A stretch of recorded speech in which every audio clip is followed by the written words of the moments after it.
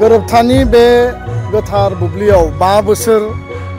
दिनै 2025 मायथाइनि 27 जानुवारि 2020 नि 27 जानुवारियाव दुलाराय बर' फरायसा आफाद UBPO NDBनि मोनब्रै आफाद आरो बेयाव भुटान म्यानमाराव थानाय जोंनि डिजिगनेटेड केम्पआव थानाय जेलाव थानाय गासैबो दैदेनगिरिफोरखौ ज' खालामनानै बे गोरोबथाखौ मावफुंनाय जादोंमोन आरो बिनि गुबै उद्देश्यआनो बर' हारिनि गेजेराव जि गोलाव समनि भारत सरकार आसाम सरकारजों जोंनि जि आलादा रायजोनि जि दाबि बे दाबिखौ लानानै जि सोमावसारनाय आरो बे सोमावसारनायनि उनाव बे गोरोबथानि गेजेरजों मर अट'नमिनि जि खोथा बेयाव लिरनाय जादों मर एरिया गामि सोसननाय संकसनिफ्राय पास्टिंनि बे एरियाखौ सिमुलुगुरि गहपुरसिम आवगायनाय जाबाय 60टा गामि सोनाय जाबाय आरो गामि सोबावनांगौ दङ लोगोसेनो जोंनि समस्ति जि 40 समस्ति आरो 46 MCLA बेखौ 60 सिम बारायनांगौ बेनि बेयाव प्रभिजन दङ पावर एन्ड फांसन डिपार्टमेन्ट बारायनायनि थाखाय बेयाव 8टा डिपार्टमेन्टनि प्रभिजन दङ आरो लोगोसेनो जि मर अट'नमिनि खोथा आरो बेयाव मर फाइनान्स जि फाइनान्स कमिसननि गेजेरजों भारत सरकार आसाम सरकारनिफ्राय BTR काउन्सिला रां मोननायनि बाथ्रा बेयाव प्रभिजनआ दङ बर' कसारि वेलफेयार अट'नमास काउन्सिल 6 सिडुलनि बायजोआव बर'फोरनि थाखाय आलादा काउन्सिल मोनसे दानाय जाबाय कार्बि आंलंनि बर'फोरनि ST हिलनि इस्युआ दाबो पेन्डिं जानानै दङ आरो NDBनि गोबां माखासे जिखिनि जेंना बे जेंनाखौ सुस्रांनायनि गेजेरजों बे गोरोबथाया मावफुंजादोंमोन जों बयबो मिथिगौ 1987 मायथाइयाव बड'फानि दैदेननायाव आलादा रायजोनि आन्दलन जातीय सत्ता आरो सेल्फ डिटारमिनेसनखौ लानानै आलादा उदां रायजो नागिरनानै मास पिपलनि मास रिभलिउसना जादोंमोन बुहुमनि बर'फ्रा खौसेयै गसंथादोंमोन आरो बिनि दिशा आरो बे बैथा हमनानै 93 आव BSc एकर्ड मोनबाय 2003 आव BTC एकर्ड मोनबाय आरो 20 सनाव BTR एकर्ड मोनबाय आरो बे गासै जि सोमावसारनाय एबसुनि बड'फानि सोमावसारनाय BLT सोमावसारनाय NDB सोमावसारनाय 5,000निबो शहीद बेयाव जालांबाय दिनैनि बे गोथार बुब्लियाव शहीदफोरनो आङो श्रद्धांजलि होदों आरो बड'फानि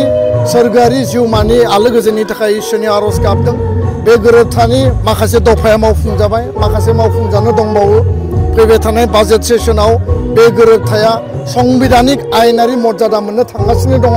जोंहा मोनसे बिसास दङ आरो बे गोरोबथाखौ खालामग्रा एबसु NDB UBPOनि दैदेनगिरि मानगोनां प्रमद बर' मिनेश्वर बसुमतारी रन्जन दैमारी बिथां गबिन्द बसुमतारी बिथां धीरेन बर' सावरायग्रा बसुमतारी फेरेंगा बसुमतारी आरो लोगोसेनो भारत सरकार नरेन्द्र मोदी बिथां अमित शाह बिथां आरो आसामनि गिबि मन्त्रि बै समनि सर्बानन्द सन'वाल दानि गिबि मन्त्रि डक्टर हिमन्त बिश्व शर्मा बयखौबो आङो धन्यबाद बावदों आद्रा थानाय दफाफोरा खोब गोख्रै समनि गेजेराव मावफुंजानांगौ बेनि थाखाय दाबि दैखांदों जेलाव थानाय NDB 66 जन बिथांमोनखौ गोख्रैनो लांदां अख्राङाव लाबोनांगौ 13, 14, 15 बोसोर जाबाय आरो बिनि गेजेरजों फैबाय थानाय समाव बड'फानि आदर्शजों बुहुमाव बर'खौ गायसननायनि थांखिजों एबसुआ हाबा मावलांगोन कुनु बिन्दो कुनु दिंग्रायनाय लामायाव एबसुआ थाबथानायनि बाथ्रा गैया आरो जोंनि राव जोंनि हारिमु जोंनि रीति नीति जोंनि कला संस्कृति जोंनि संबिधानिक आरो राजनीतिक जि अधिकारनि बाथ्रा आरो जोंनि सोलोंथाइ जोंनि समाज आरो रांखान्थि जौगानायनि बाथ्रा जोंनि युथ एम्पावारमेन्टनि बाथ्रा वुमेन एम्पावारमेन्टनि बाथ्रा गासै दिगखौ लांनानै बर' हारिखौ मुलुग दरबाराव गेरेमसा माहारि गायसननायनि एबसुआ थांखिजों हाबा मावदों आरो बेखायनो 15 आरो 16 नभेम्बराव 2024 आव गोदान दिल्लीयाव प्रधानमन्त्रिनि बाहागो लानायनि गेजेरजों बड'लेण्ड महोत्सव खुंनाय जादोंमोन आरो फैबाय थानाय समाव बड'फानि जि सिमां आल्टिमेट थांखिसिम जोङो जे मोनफुंनांगौ जाफुंसार होनांगौ बिनि थाखाय एबसुआ फुल डिटारमिनेसनजों जों खामानि मावलांगोन गोजोन्थों सार बिटिआर गोजोन गोरोबथा हिसाबै जिखिनि माखासे इनफ्रास्ट्राक्चार डेभेलपमेन्टनि जि खोथा बेयाव सेन्ट्रेल इउनिभार्सिटि जानांगौ regional institute of medical science जानांगौ बा NIT जानांगौ आरो स्पर्ट्स इउनिभार्सिटि जानांगौ बिनि DPR प्लेनिं प्रजेक्ट प्रप'जेला सोलिगासिनो दङ कारण नोंथांमोना नाय 2003 सुक्ति जानायनि उनाव जिफोर अनुष्ठानखौ जों मोनदोंमोन बेखौ गायसननायाव 4, 5, 10 बोसोर गाहाम नांदों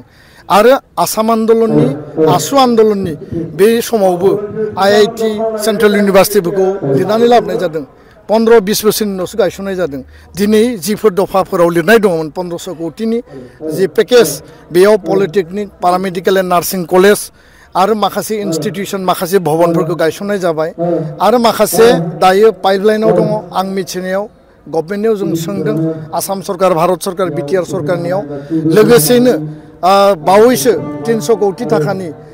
रेलवे मिनिस्ट्रि आरो रेलवे बर्डआ बासबारियाव रेलवे वेगन फेक्टरि बानायनो थाखाय बिथांमोना फाइनान्सियेल सेंक्सन होदों आरो बे जोंनि थाखाय गोजोनथाव बेखायनो सरकाराव थानाय दैदेनगिरिफ्रा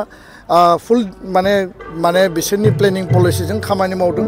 एसे लेहेम जादों आरो लेहेम जानायनि थाखाय भारत सरकार आसाम सरकारखौ जोङो गोख्रै खालामनो थाखाय जोङो खावलायबाय थादों गोजोन्थों बिटिसि सरकारा सरकारखौ लानानै उननि समाव आङो बुंगोन दिनै जिहेतु गोरोबथानि सान गोजोननि सान सान्थि गायसननायनि मोनसे जाफुंसारनायनि सान बेखायनो आङो उननि समाव बिनि सायाव रिप्लाय होगोन गोजोन्थों